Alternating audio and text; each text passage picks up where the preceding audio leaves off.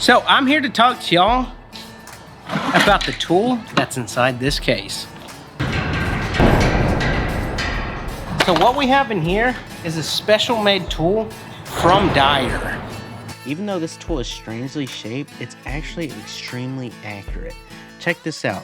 So this is just a small burr of wood. Kind of looks like a hair, but it's able to give a perfect reading of it. Now, Dyer being the best, they had to hook all their tools up with all the bells and whistles. Look at this. When you put the hold position on, you set it in place and it will wait for you to stop moving to give a perfect reading.